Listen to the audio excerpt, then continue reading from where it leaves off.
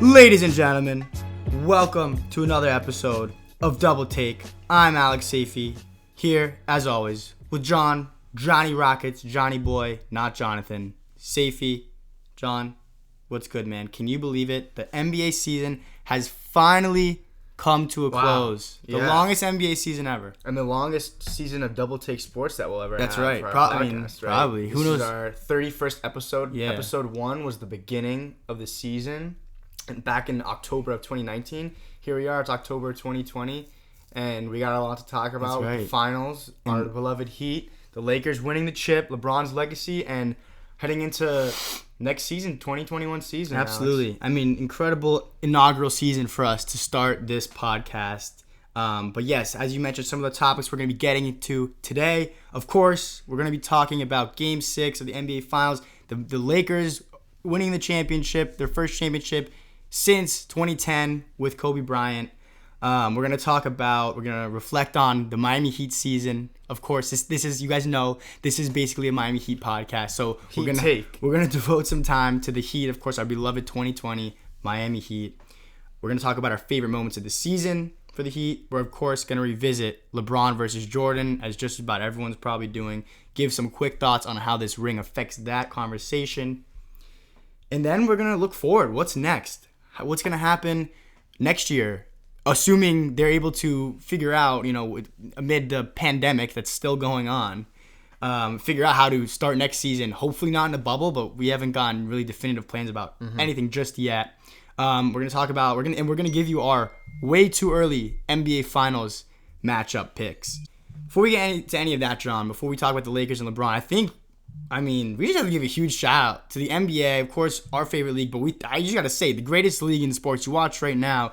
You see in terms the of NFL. In terms of management, of course. I think that's the objective thing that is you can't argue. I mean, the NFL. Look at this. They're rescheduling all these games, and I know their plan, of course, was not. We've already said this, but the NFL didn't really have a plan. You say their plan was this, or like what was the plan was not having a plan, and they're just playing it by ear. And as these cases it was cross your fingers and pray. Yes, and as these Corona cases come, it's oh, Cam Newton has it. All right, we'll push the game back to Tuesday and just hope that no one else on the team tests positive. And then, of course, they played that Pats-Chiefs game on Monday. Now there's going to be a Tuesday night game this week. The Bills and I think the Titans are playing.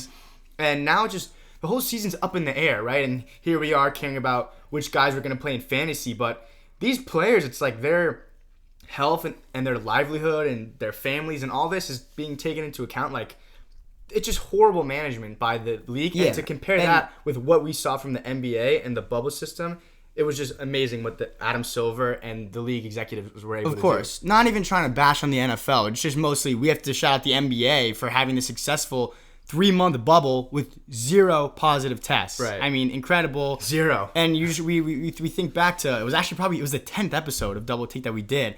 And it was the NBA was officially, they had their plan. And it was like, this sounds great. Theoretically, we'll see if it works. And of course it worked. And they finally, they got their champion. And you just think back, John, even to April, May, June, we were like, man, LeBron is gonna miss out on his opportunity to get his 4th ring, or this is gonna be the first season that doesn't happen, doesn't finish, whatever. Yeah, another shout out to the Players Association, specifically Chris Paul, who he has been a guy who's lots of people are throwing credit at, who know how the league talks went on when they were talking about resuming the season.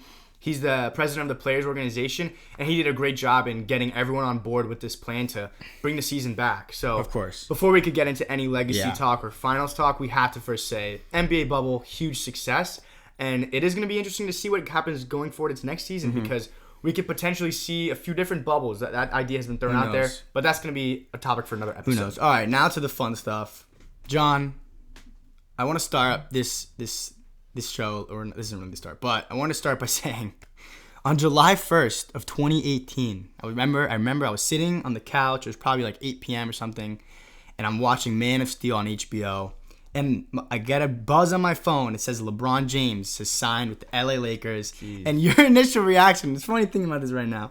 You said, what is LeBron doing? He's giving up on the GOAT argument. He's going to make movies. What is he doing? You 1,000% did. You were like, why is he joining Lonzo Ball, Ingram, Josh Hart, Kuzma? What's going on? What is he doing? And I mean, I remember arguing with you about that as one of our bigger sports debates that we had without microphones. And I remember arguing with you. I'm like, John, like LeBron will find a way. Like there's something gonna happen. But as it went on, you know, it took a while, and they finally were able to trade for Davis. And look at them now. He delivered a championship to the Lakers. They're back at the top of the hill. Yeah, they did it. I think looking back, it's interesting because, of course, the number one option for LeBron to go with if he wanted to win was the Miami Heat, right? I mean, no, yeah, but no, I think the realistic teams. No, I'm kidding. The realistic teams were like Philly. That was one of the teams. Yeah. He sent one of his agents to just go listen to their pitch, even though he had no intentions of playing there. The Rockets were in play, like, oh, if he joins teams with Chris Paul and James Harden, whatever. But that's right. You said he should have gone to Philly. I thought Philly, and I wish looking back, you know, that's what's cool. That looks so stupid. It's what's cool about having the podcast now is I can just look back on what I thought at the time. Like at the beginning of the season, Alex, I listened to our first episode. It's actually embarrassing how I was like, yeah, the Clippers just look like a better team, and LeBron, I mean, they did. Well, they did. We were calling after the one game. We were calling how he saw it. Game one without Paul George. And right? honestly, on paper, I would probably still say they probably had the best team. Right, but I remember I listened to that first episode. I was like, yeah, this is Twilight LeBron. So AD's really got to leave. Like I just sound so stupid, but whatever. Getting away from that, I remember thinking, who is LeBron joining forces with in LA? And you know, after of course the Anthony Davis wants to force his way out in the middle of the 2019 season, and that the trade deadline deal falls through, and the Lakers don't get it, and the Lakers missed the playoffs. And I remember a Bill Simmons podcast from 2019 where he's basically saying, where does LeBron go from here? Right, 3 rings, 2 with Miami, 1 with Cleveland. You know, he's not playing with Kyrie and Love. He's not playing with Bosh and Wade right now. What's he going to do? Because this deal fell through, and I think Simmons basically went through like the top 15 guys in the league, or top 20. He's like, I mean, I don't know. LeBron's not going to be able to play with Harden now. He's not going to play with Ben Simmons. Like, Philly's not going to trade Embiid, whatever. So what's he going to play with? Is he going to hope the Pistons trade Blake Griffin? That can be his number 2. Is it going to be, you know, Damian Lillard? I think Damian Lillard wants to stay with the Blazers. Like, he was basically looking at it, and it didn't seem like LeBron was going to win another chip for the rest of his career. He's 34, entering his season, going to be 35 years old. And, of course, now looking back on the AD deal, Brandon Ingram, Lonzo Ball, Josh Hart, 3 first-rounders, and I think a couple of first-round pick swaps. So 5 kind of total. Is it 5? Yeah. Are you sure? Well, based with the pick swaps. Okay. Looking back on it, it's just it's like laughable now. People were actually saying things. I think like, it's a good trade on both sides, though. No, the Pelicans. People were saying this is a tremendous haul for David Griffin and the Pelicans. And yes, if your star is going to leave you in a season from now, it's better to get something. Yeah, even absolutely. though and Brandon Ingram became an all-star, and to me, it still wasn't like a tremendous haul, right? And what could they have got for Davis, who he had 1 foot out the door already? Listen, I think it doesn't look as bad in hindsight because of the fact they won the lottery, which they weren't supposed to. They had this has nothing to do with Zion. No. I'm saying no one's gonna look back on. But you look at Davis. You like generational talent, and he just is saying bye. And with 2 years left on his deal, empowerment. They have no control. I know, and dude. that's the point. They had no control. And we obviously talked about that in our LeBron, you know, the decision episode in the player empowerment era. But that's the reason why. In that one, I told you that Bill Simmons podcast, it looked like, oh my gosh, I was thinking like, how is LeBron gonna get a second guy to play with? How is he gonna win a chip in LA? I don't know if it's possible. Of course, the player empowerment era, it doesn't matter like which players look locked up in their deals or not.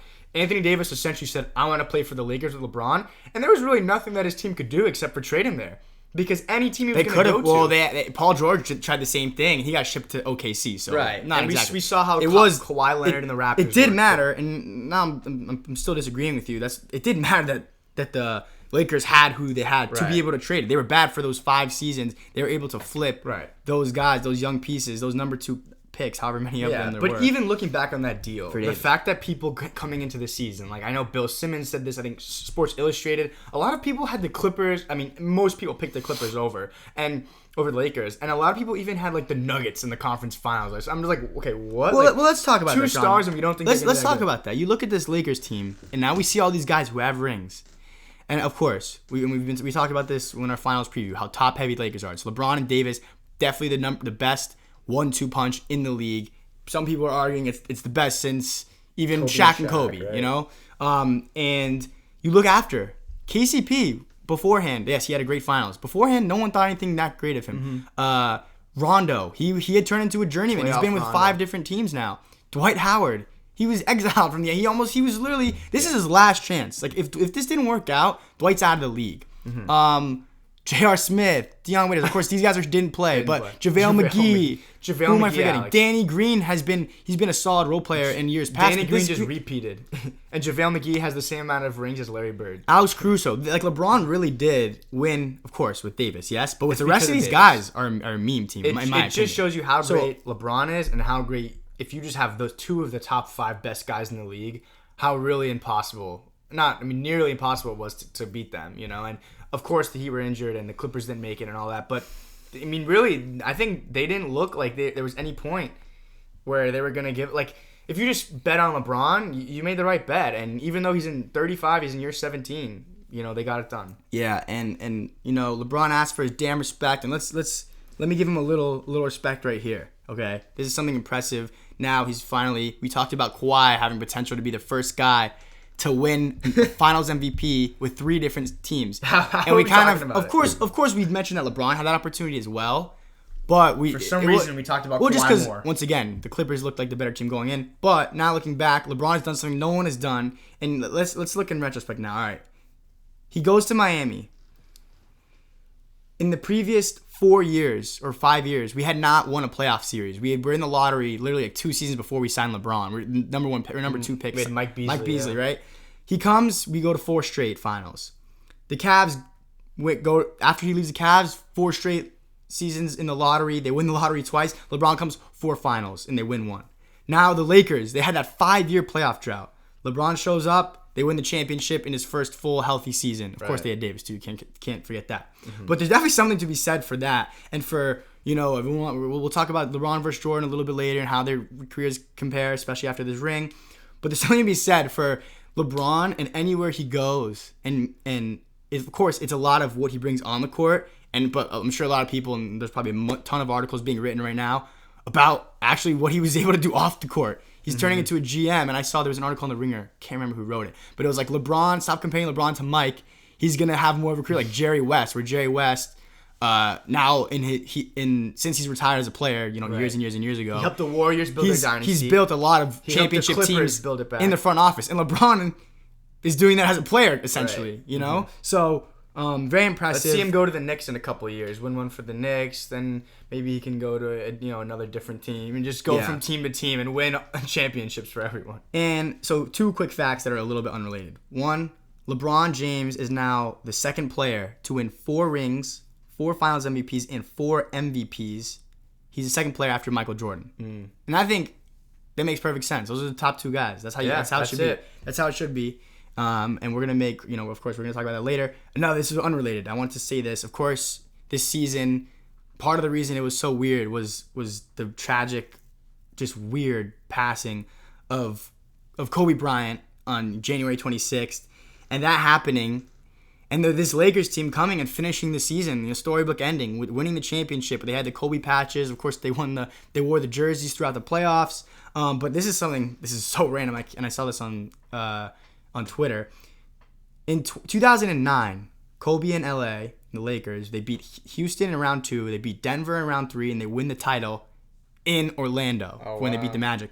LeBron James and the Lakers this year, 2020, they beat Houston in round 2, they beat Denver in round 3, and they win the title in Orlando. Not against pretty Orlando. Cool. Not against Orlando, weird. But pretty cool. Of course, that's classic. We make up all these stats and whatever different the stories with LeBron, but that's something pretty cool. The bubble could have been in Vegas, that's just kind of crazy. Yeah, and you gotta, at the very least, you gotta like watching the Lakers win just for Kobe and how that that brought the whole basketball world together. Okay. All right. Well, listen, Alex. This show is called Heat Take, not Lakers Take. We're gonna get back to LeBron, but first we need to pay our dues and pay our respects to the Miami Heat as Heat fans. And we need to talk about what a joy it has been this season to watch this team, Alex. Our favorite Heat team ever.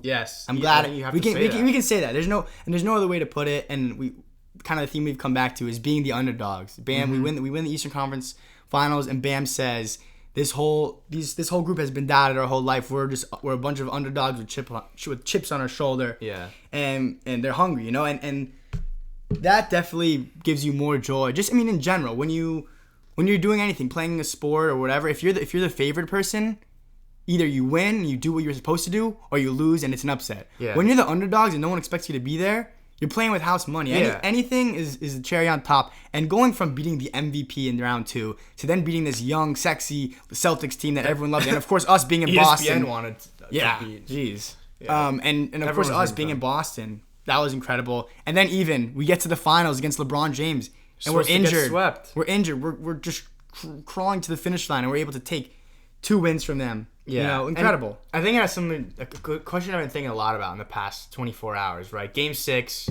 we aren't really going to unpack that game on this episode, Alex. You know, it was clear whether you think the Heat were just overmatched or we were just exhausted. Gas, man. We ran out of gas. Or just the injuries or all of it was just too much. If LeBron and AD were too good, the Lakers defense, all that. We're not going to unpack all of that. But just watching that, I was trying to understand how I should feel. And the truth was, like, I was just at peace, like, as a Heat fan, you know? I think the question I've been thinking about a lot is it possible to be happy or about your team's season when you don't win a championship? Course. Absolutely. And, yeah, of course the answer is yes. And sitting there, we're down 20 points in the close-out game in the finals in which we were saying going into it, we're going to force a Game 7, we're going to force Game 7. And just watching how it happened, you know, there was nothing I could hold against this team. Like, we were not...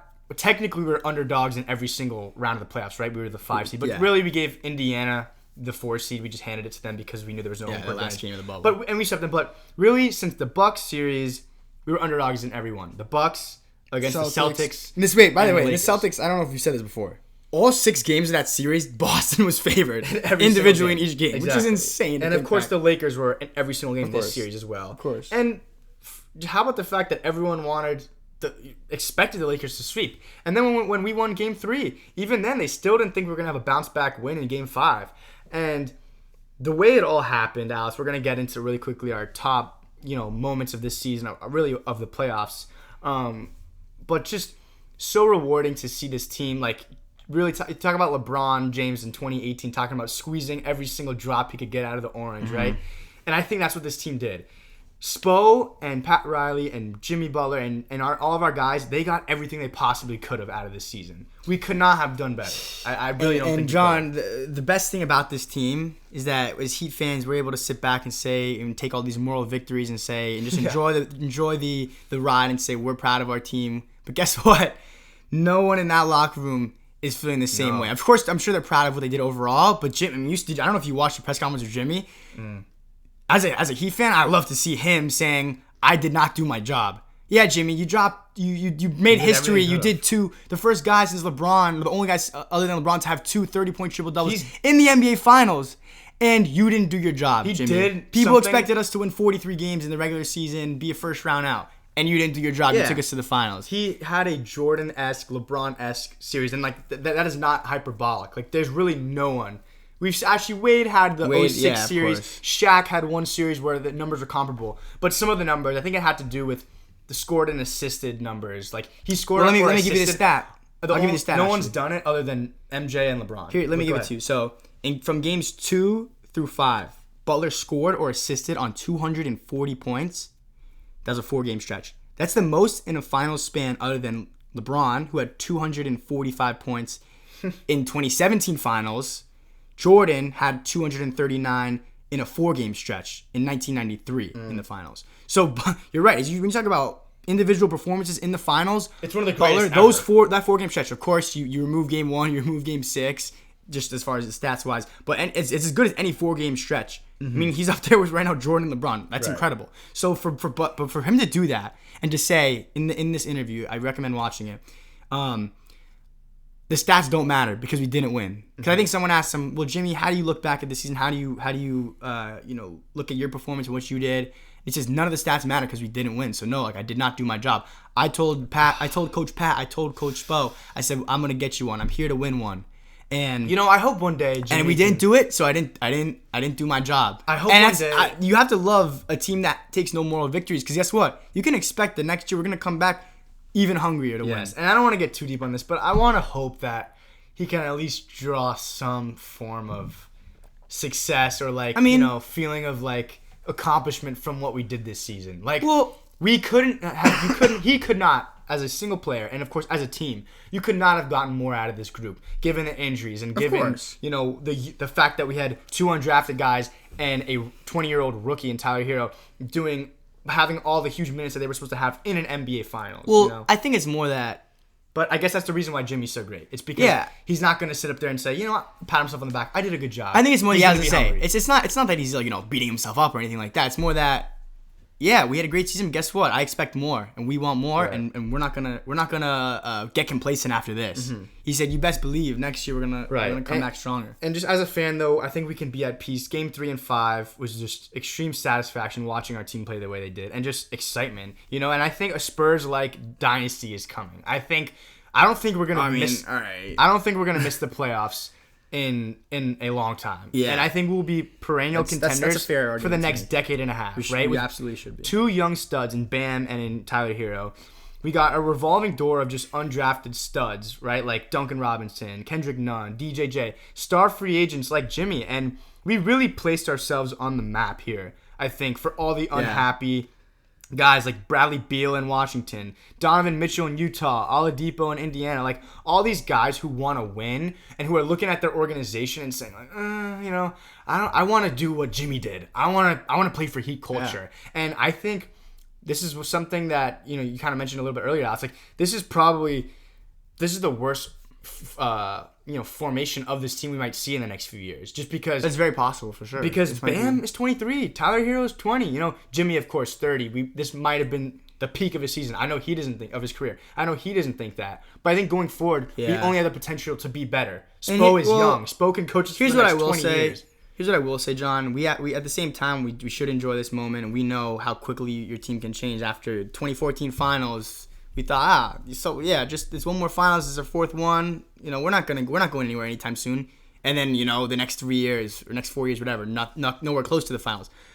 So we have to appreciate this for what it is. Another thing, but if it's very different, Boston, let me just finish it. You think Boston in 2018 they go to Game 7 against LeBron, they lose at the very end of the game? You think they would probably say, yeah, we're gonna be in the finals in the next few years. We got Kyrie coming back, we got Tatum and Brown emerging. That's true. So at the same time, the East is getting deeper, and this team it's not gonna get any easier. But yes, as a Heat fan, we should be happy moving forward. There's a lot of things to be positive about. And then we get Giannis in 2021. So yeah. All right, but with that, Alex, why don't we give our top 5 moments of the season? I'll start off. I think this one's easy. Everyone knows what it is. It's Game 5. And this is God rest Kobe's soul. Like, this is nothing about, you know, of course, the fact that they're wearing the Mamba jerseys, and like that's what I hate to we hate. Well, it's nothing against Kobe, but guess what? If Kobe what would Kobe have done if they're wearing these jerseys? Yeah. Anthony Davis has got his gold sneakers on, ready to. These guys are tasting the champagne already. And they showed the trophy and ESPN, just the ESPN headlines and the tweets were just hilarious all day. Job's not finished yet. You know, here the Lakers got one more to win. LeBron about to win his 4th. Everyone just counting us out. And Jimmy going out there and doing what he did in Game 3. Not once, but now he's doing it again, right? Everyone compared to AI got one from the Lakers in 2001 against Kobe and Shaq, and then the Lakers swept after that. And people were comparing Jimmy. You know what? Jimmy got them one. That's it. Lakers are going to gentleman sweep through the whole playoffs. And in Game 5, just seeing how everyone was just shocked. Everyone was just stunned by it. And people didn't even want to talk about how great the Heat were. They wanted to talk about Danny Green missing the shot, which, of course, we gave him. We'd rather double team LeBron and let Danny Green miss that wide open 3. But just having that game, totally unexpected, shocking the world. And Duncan Robinson with 26 points, with 7 threes. He went 7 for 13 pointers. That's incredible. In that game. Duncan Robinson, man. All around, the whole team. Just an incredible performance. That will be one of the most, just awesome victories in Miami Heat history. Yeah, of course. And that goes back to the underdog factor and the no one expected us to do that factor, like... And then, like I said, we talked about the Mamba jerseys. They hadn't lost in the playoffs in the Mamba jerseys. They're expecting to close it out and have it be this poetic thing, which ended up being, of course, for Kobe. Davis is wearing these gold shoes and all. So just going in and knocking them on their butts was good. And I just want to mention this too while we're on the topic of Game 5, which gave us our second win against the Lakers. We're the only team that beat the Lakers twice this postseason. Dame and CJ only got one. Harden, Westbrook, they only got one. Jokic and Murray only got one against this amazing team. And so for our team, for Jimmy, basically getting 2 by himself, playing with compromised Bam. Jeez. Bam. No one's going to think about it like that. That's interesting. I hadn't thought about it. All those other great teams got only one win. Exactly. And we snuck out 2, even without Dragic throughout the whole series. And I picked the Heat before the finals, and you know, of course, now looking back. Your pick doesn't feel wrong. It doesn't feel wrong. It was my tough. pick was correct. I picked maybe the Lakers. If you had to gun to my head, full health. Now maybe I would say, you know what, I can't doubt LeBron. Probably Lakers in 7. But I can always defend. You know what? The Heat probably were the better team. Full health, full strength. And that's weird saying it because I picked the Lakers in 6 to win it. My pick was correct, but it felt serendipitous. You know, I was right for the wrong reasons. It was like ended up. I was very right. different. Yeah, like the Lakers, blew us out in those first 2 games. They ended up blowing out in Game 6, but it happened for partly the injury reasons. So you know what? That's going to be one of the big what ifs. The 2019 Warriors were injured and lost to the Raptors. The 2015 Cavaliers were injured and lost to the Warriors. I think this is another team. I think probably no one will ever say that because LeBron James won and they probably expected him to win regardless. But the fact that we were able to get 2 without Bam being at full strength and without Dragic for the whole series, it's something to be said. Absolutely. So, Alex, what's number 2? Number 2. This one's, tough again because it's pretty much, as you can imagine, probably between Game 3, the Jimmy game, or I think my number 2 pick, Game 1 versus Boston. And that series, John, because beating the Bucks was obviously a big deal. We beat the 1 seed. We beat them in 5 games. We beat the MVP. That validated what we've been saying all season. That validated this team. And then to come out and in this, all right, now what are you going to do against Boston? They're a little bit more playoff experience. They're top to bottom. They're probably more talented than Milwaukee. What are you guys going to do? Game 1, we're down 14 points in the 4th quarter. Goran Dragic drops 29. Hero hits some big shots at the end. Of course, there's the Jimmy 3-pointer that put us up 1, I think. Oh, man. And then the and 1. And of course, none of those were the best play of the game. The best play of the game was the greatest block in playoffs history. Yes, I'm adding LeBron right now. Bam, out of buyout, blocking Jason Tatum's slam dunk attempt. Wow. Win the game. His wrist somehow didn't break off. His shoulder somehow didn't pop out of its socket. And Bam makes that block without fouling Jason Tatum it was also with his left hand. Okay. Yeah. So that game and the feeling that I got from that I think actually, John, that might have been my most enjoyable game of the playoffs. That was an awesome It's hard to say against these 2 wins against the Lakers. Just but as a basketball game for a basketball that was fan. perfect. And I was and as Heat fans living in Boston right now, of course. I was pooping my pants that game. Yeah. I was stressed out of my mind. Yeah. But I think you hit it payoff, perfectly. It was that beautiful. game was just everyone on our team coming together and doing what they do. Bam, Jimmy, Hero, everyone. Goran scoring 29 quietly somehow. Okay, number 3. I think this is pretty easily. This is Game 3 from this final series. This was the Jimmy game. Everyone thought the Lakers would sweep. And you know what else? I need to talk about this really quick. On Twitter, I don't know if you were seeing, but Halsey apparently is a Halsey. Halsey. Oh, I don't listen to much of her music, but she's a Lakers fan. She became like the Lakers spokesperson this playoffs on Twitter, and she was just hyping them up. And I think someone tweeted, maybe it was like Kevin O'Connor, this is this Heat team, given the injuries, has been fighting so hard in this game too, and it's a testament to how tough they are. And it's unfortunate, that Dragic and Bam are out, but they have so much fight in them. And she retweets it and says, yeah, it's really admirable. Lakers in 4. Yeah. I'm like, all right, that. Just seeing the random Hollywood bandwagon Lakers fan trying to talk. She's basically telling the Heat to go screw themselves. That just pissed me off. So to see and Halsey's looking at my tweets, I retweeted it after that Game 3 when Jimmy took over, dropped 40 in a triple double, and that was one of the best performances. It's a top 3 performance, and you can make the argument that it's the number 1. I'll make the. This might be sacrilegious. But to see that happen, I was retweeting Halsey saying, Lakers in what? And then again, of course, that's what I talked about Game 5. Lakers supposed to be Lakers in 5. And then we did it again. Turned and we into forced Lakers it to in 6. So I'm actually, John. You can't not put Games 3 and Games 5 on the all-time list for just best Heat playoff games ever. Yeah, and I'm actually, John, this might be sacrilegious to say, but I'm going to make the argument for it being the best individual performance in Miami Heat history. You compare it to D-Wade Game 3 versus Dallas. Yeah. It's also, that's at home. And you look at that team. You have Shaq on your team. You have Gary Payton. You have Jason Williams. It's a normal team. It's a normal squad, So that's obviously impressive. LeBron in the Garden, of course, incredible. But that's more, to me, it's LeBron, right? You look at now this. Jimmy Butler, 40, 13, and 11. no Goran, no Bam, guarding LeBron James and out LeBroning LeBron, having that stat line where he out rebounded, outscored, out assisted LeBron. No one's ever done that, even on LeBron's team. And we're down 0-2, of course, and everyone's counting us out. Just if you consider, like, to me, it's like the context.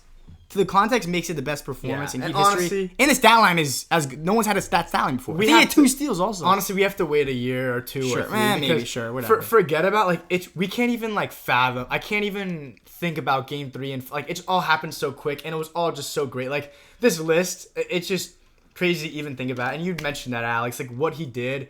40, 13, and 11, guarding LeBron James without his second and third best guys, potentially, or whatever you want to say.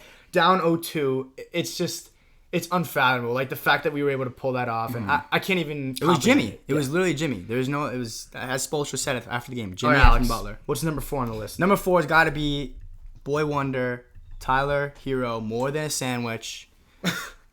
37-point outburst versus Boston in Game 4 to give us a 3-1 lead. I mean, a 2-2 series, especially against Boston, that's tough looks. And you have Hero getting guarded by Jaylen Brown and Marcus Smart, 2 of the best perimeter defenders in the league.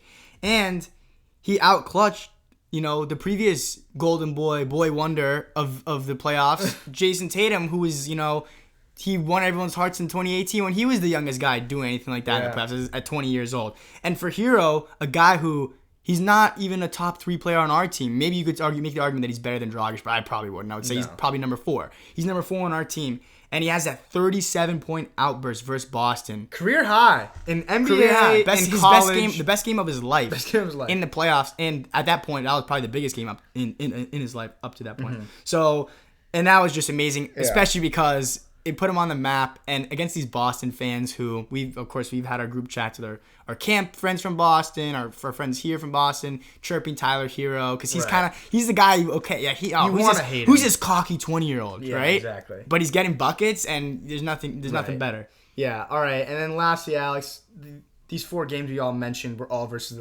the Lakers and the Celtics, but it's not even talking about the best team that we beat, like on paper, potentially. Like regular season number record, 1 team in the league. The number 1 team with the back-to-back MVP and Defensive Player of the Year, Giannis Antetokounmpo, and us just...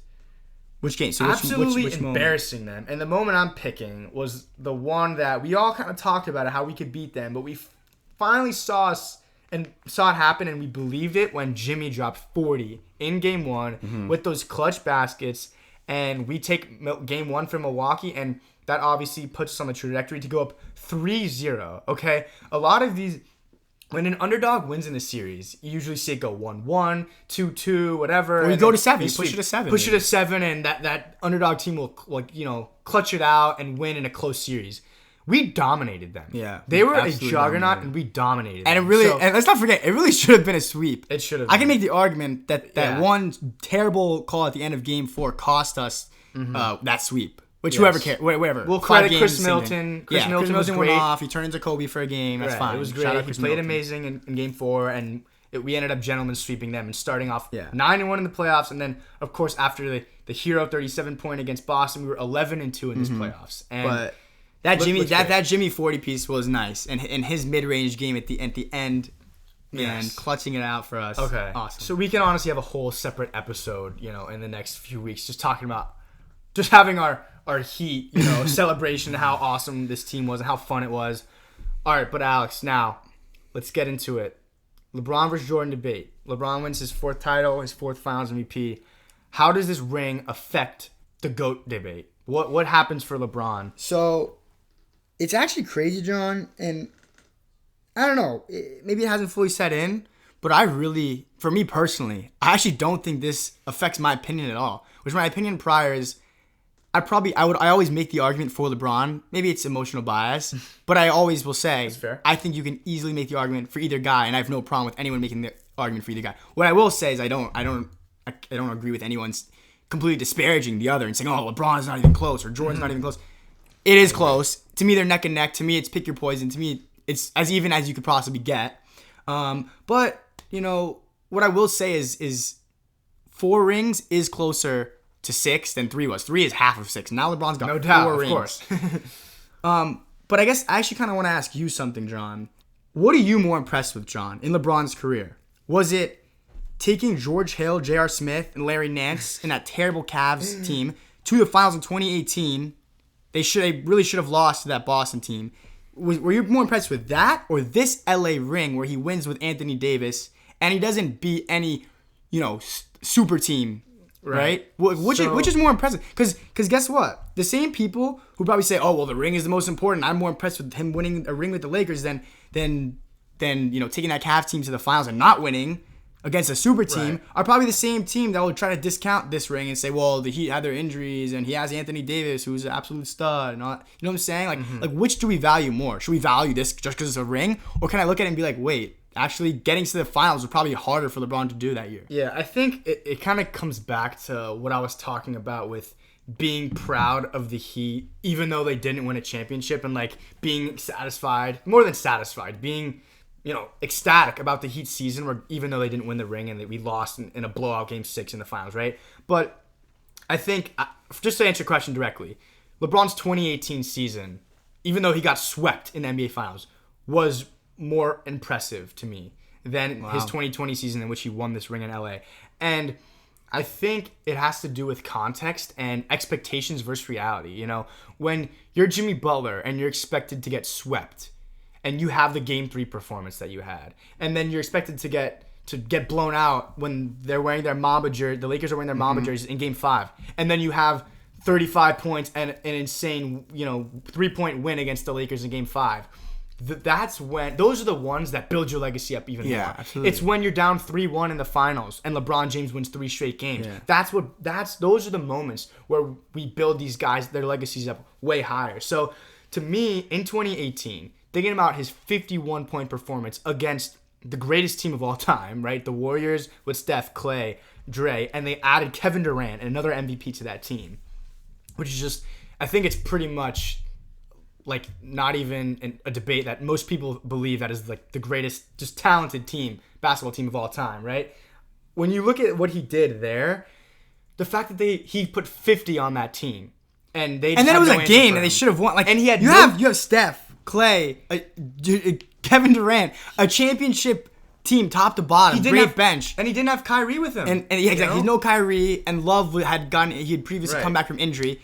Overall, the fact that they had no answer for LeBron James, and that LeBron was set up perfectly to win that game, if not for one of the most boneheaded plays by J.R. Smith in the history of the NBA, they would have won that game. Mm-hmm. That's nuts. And so I think the point in your question, of course, is to prove that the finals record doesn't matter. LeBron's 4-6, but we have 2 losses to the KD Warriors. We have the one in 2015 where both of his players are Love and Kyrie are injured. So, and then 2007, that's another example where he took that team to the finals, had no business of being there, and he gets swept. All right, now it's against his finals record. Well, no, we shouldn't hold that against him. That should be something good about him. And of course, 2011 finals, LeBron. That's the one. There's no defense. If that's the reason someone thinks MJ is better than LeBron, so be it. But you can't count against all these other finals losses. So I agree with you there, Alex. 4 rings, of course, the math is obvious. It's closer to 6 than 3 was. But to me, this LA title is probably the least. I don't want to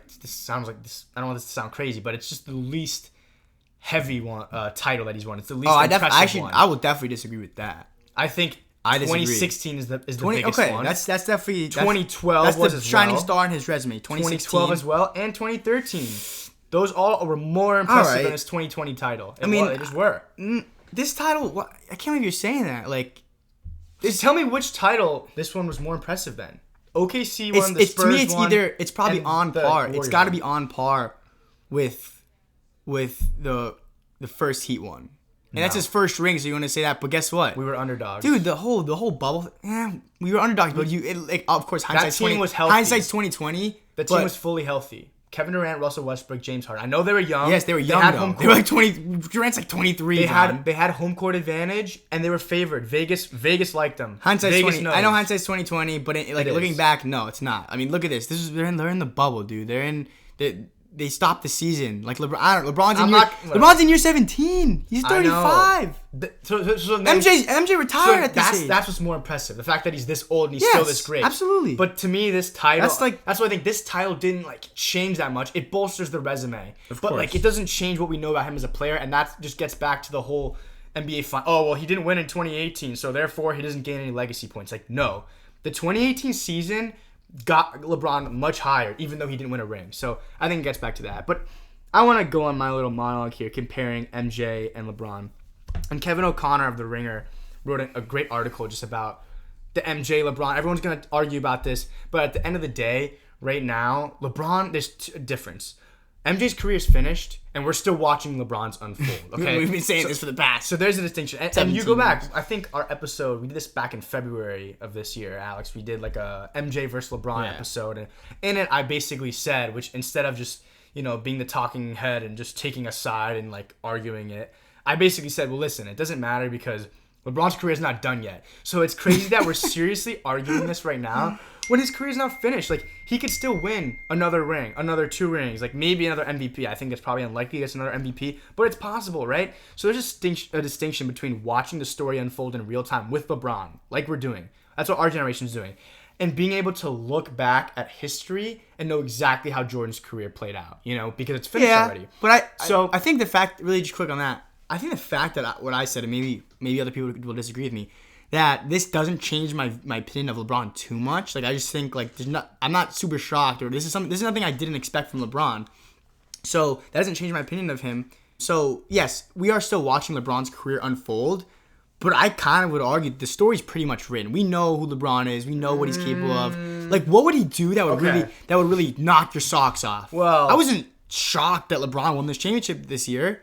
I don't want to tease our next segment. He was top 2 or 3 favorite going in. Yeah, I don't want to tease our next segment too much, but I'm going to get into that. Why don't we let me finish my little MJ thing first. Okay, all right. And then we'll get into what LeBron could do that could show us that he's even better than we thought. Okay, let's wrap this up. So quickly, I just want to talk about, I think there's a good comparison for people in our generation to look at, to compare to Michael Jordan. And I think it's Patrick Mahomes, who's in the NFL right now. I think when you look at MJ, and I know I've seen people say like MJ didn't have a perfect situation in Chicago, but I'm gonna compare it to Pat Mahomes in that young, amazing talent that are placed in a great situation as they head into their prime. Okay, Mahomes is 25 years old, and he's a Super Bowl MVP. He's an MVP. He's playing with. He's got great weapons. He's got Tyreek Hill. He's got Travis Kelce, and he just signed a 10-year contract. And he has an offensive-minded coach in Andy Reid that is building this around him. And for the next 10 years, Patrick Mahomes is in a great situation to win titles. And I think, similarly, MJ was in that. I know MJ didn't walk into, he didn't walk into the Celtics organization when he came to Chicago. But MJ was, I'm saying like he didn't come to like, oh yeah, they were a great franchise. They were a franchise who had. He showed up to the Bulls and it was like the cocaine circus. That's the quote from The Last Dance. But MJ was 24 when Scottie Pippen came. Okay, so now he's got a great number 2 guy with him that's growing up, like that are in the league at the same time. They're reaching their primes at the same time, and they're they're growing together in the league. So he has that. He has a coach that maximizes his potential in Doug Collins. Okay, who and this is getting into really, you're shouting like Doug Collins. Yeah, let me finish. Well, then of course he gets Phil Jackson, who then takes him to in that decade from 1988, 88, 89, and 90 they lost to the Pistons every year. Right, who ended up going to the finals and winning it, except for in '88. And then he wins 6 titles throughout the '90s, of course. So I'm saying what I'm trying to show is that LeBron didn't have that. Okay, MJ had like what Mahomes is having right now. So like that's the comparison for people our age to look at. LeBron had 7 seasons in Cleveland. He didn't get Pippen wasn't drafted to him that he could have that number 2 guy to win titles with. He didn't have a coach that was going to build the offense around him and maximize his potential. He had to take matters into his own hands, and he had to find his Bulls organization and his Pippen, right? And he went to the Heat and joined Wade. And then in 2014, he saw that Heat team, the title window close as Wade aged out, and he went and joined the 2 young stars in Cleveland, Kyrie and Love. And then again, Kyrie leaves. Love is not the same guy. Cleveland's window closes. He goes to LA. He fixes that situation. He gets his defensive-minded coach in Frank Vogel. He gets Anthony Davis with him, and he figures it out. And I'm just saying that's another thing we have to look at is that MJ kind of had it made, and LeBron doesn't as much. And I'm sure people could disagree with that. Of course. But that's something that I want to take into account. Sure, and really quick on LeBron, this isn't too much to have to do with MJ, but I guess here's what is impressive about this Lakers thing is, okay, he goes to Miami. Yeah, Miami wasn't, a championship team the year previously, just like the one that Durant joined when he goes to the Warriors. But the Heat have Dwayne Wade, and he knew that we were going to sign Bosh. So you're joining 2 All-Stars, right? You're joining Pat Riley. He knows how to win. Then even going to the Cavs, you have Kyrie, and he knew they were lined up to make that trade for Kevin Love. So you're also going in there joining 2 stars. That's why when he joined this LA team, they really started from scratch. It's not like they had anything too. I mean, yes, they had those young assets to be able to trade, and maybe he thought down the line they'd be able to do it. But it's not like he knew for certain that they could get Anthony Davis. He really just went and was like, at this point, he rolled the dice. He really did roll the dice, and that's why I think you and among other people were like, wow, LeBron's going to make movies. This is going to be Space Jam 2. This is going to be the MJ on the Wizards phase of his career. Like, well, this is him giving up. He doesn't care about winning anymore. He's confident. He's complacent with that his career and his resume. He wants to go make money in movies now. But of course, he goes in, and he really, that to me cements, I guess, his legacy as a player who will always find a way to get it done. Right. All right, Alice. Lastly, let's talk about what we got coming up. Our way too early predictions for next season. And I'll get into why I think LeBron could do something next season that will also change our view of him, okay? So first, I just wanted to say, this 2020 season has been the best NBA season that we've had in a while. And it wasn't just us watching the Warriors plow through all the competition, knowing they'd be crowned. Knowing before the season started, that's who's going to make the finals. Yeah, the Cavs and the Warriors. Knowing that, the Warriors were going to win every single year with those 3 Durant years if they stayed healthy, of course. So 17, 18, and 19, I would say not super. 19 was the Western Conference playoffs was not compelling. Of course, not at all. And the storylines this year were way more fun. Okay, so we had fun players, fun teams to follow. We had the Lakers versus the Clippers parody, like, oh, who's going to make it out of LA? Giannis back-to-back MVP. Dame, extremely fun. Of course, getting into the bubble and pushing his team to make the playoffs.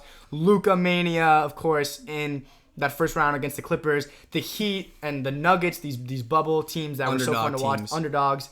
And given all that, how fun the season was. This was an awesome NBA season. Yes. Given all that, 2021 has the potential to be even better. I agree.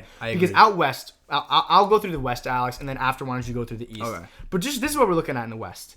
We're looking at LeBron, Anthony Davis, and the Lakers returning to repeat and being just as good as they were this year, if not better. Okay, because they could potentially add, they have, I think $10 million to add another good role guy. Hopefully a guy a little younger and better than, Dwight Howard and Rondo. Hopefully it's not like Carmelo Anthony, but they're going to be back. We got the Clippers, who are just as talented as they were this past season, and except they're going to be more motivated after how embarrassing they ended this season off. And hopefully they can get a new coach that can breathe some new life into that and have a little bit of a different vibe. So we're getting LA versus LA back, which of course didn't happen this season. Hopefully we can see that next year in the playoffs. We're also getting the return of Steph. Of the dynasty. Steph, Clay, Draymond. And, of course, they have Wiggins, who's a young, talented player. We're going to get a competitive Warriors team back, led by Coach Steve Kerr. And that's really a three-headed monster. You got, of course, this year was LA versus LA. It was LA versus LA. Now we got Golden State there, too. They also have the number 2 pick in this year's draft, the Warriors. Of course. So what are they going to do with that? What are they potential for them to trade for someone or, who knows, to draft a good young guy. Whatever it's going to be, those 3 teams are awesome. After those 3, we have all the young, up-and-coming studs and teams starting with Luka Doncic and the Mavericks at the top of the list. I think Jokic and Murray, of course, they put them right up there too. Showed what a great young duo they are this playoffs. They're only getting Donovan Mitchell he dropped 57 in the playoffs this year. Mm-hmm. Zion, of course, is going to come back and hopefully stay healthy with this Pelicans and hopefully team. Lonzo can return to what he was doing during the regular season. Brandon Ingram also, an all-star. And they have they're going to get a coach. Right, we'll see what coach they can get. I haven't even mentioned Damian Lillard or James Harden's teams yet. Okay, 2 awesome teams that should be in the middle of the Western Conference playoffs, at least 4 or 5 seed range, right? I mean, would you be shocked if either of those teams was a 3 seed? Probably not. No, of course. You got 2 MVPs on the Rockets. I don't know. The Rockets are gonna have to blow it up and maybe not blow it up, but figure something else out. Westbrook, right? And of course, who could forget the other young, teams on the playoff brink? Ja Morant and the Grizzlies, or even the 8-0 bubble Suns. The heartthrobs of the bubble, right? Man. The 8-0 bubble Suns, led by Devin Booker. Okay, so the worst team in the West right now, the worst one with a top pick in this draft, number 1 pick, is the Timberwolves, and they have 2 All-Stars in Karl-Anthony Towns and D'Angelo Russell. Yeah. So, of course, it's easy, just really quick, to hype this up and before it happens, and of course there's going to be injuries like there are every year, and some fits will be bad and will stop this from happening, what I just outlined. But the potential is massive. The potential is there for this 2021 season to be filled with so many fun storylines and narratives for different teams and players. And before I get to the East, there's no team in the West next year that you can point at and say they're tanking. Mm-hmm. There's not one team. There's not one team that is like you're certain they're tanking. I think every team probably will try to. Maybe the Thunder will get rid of Paul and maybe they'll tank. They were a 5 seed this year. And they were that's a 5 seed. Really? Even the Kings, who were a game or two out of the playoffs 2 years ago, this past season, you might say, oh, they're gonna go tank, but I don't know. I think they're trying to win now. So all right, the Eastern Conference. Let's look at them going in. Milwaukee Bucks have to run it back for one season and see if they can finally win it all with Giannis before potentially he leaves with his looming free agency in 2021. Okay, comes to South Beach. There's that team. The Brooklyn Nets. Not even a team that anyone had any expectations for last season after the injuries of Kyrie Irving and Kevin Durant. They're coming back. Those two guys are both top 10 guys, and they have head coach Steve Nash. At the very least, that's extremely compelling, and they're going to have championship aspirations. The team, which is the team who actually got out of the East this year? Miami. A lot of people are gonna look at this season and say, one hit wonder. They maximized it, and they were, asterisk the bubble, whatever. Yeah. But guess what? I don't think we're going anywhere. We're gonna have the same core. We're gonna have everyone coming back. Boston. They might be the most talented team in the East from the top to bottom, especially if they can deepen their bench. Mm-hmm. And with another year of experience, another year of hunger, I wouldn't be totally shocked if they came out of the East next year. The Sixers, you have two of the most talented guys in the league. Ben Simmons, Joel Embiid. They're going to get a new coach. Hopefully he can unlock the two. I mean, these guys, we always throw shade to them, but they're also both extremely young, 26 and 23 years old, I think, respectively. Yeah. Then the Pacers. I know Oladipo maybe wants out, but you can look at a lineup that potentially has Brogdon, Oladipo, Sabonis, TJ Warren, the Bubble King, and Miles Turner. And then, wait, who's their coach? Did they get a coach yet? I can't remember. No, not yet. They haven't got a coach yet. So they're going to sign a coach too. We haven't even mentioned all these teams. The Toronto Raptors. Won the championship a year ago. And of course, they actually did lose Marc Gasol. He's going to play in Spain. But they're at very least, I would probably bet money that they'll be a competitive 8 seed at the worst, right? Yeah. They still have the coach of the year. They still have this DNA of a very competitive, tough-nosed team, hard-nosed team.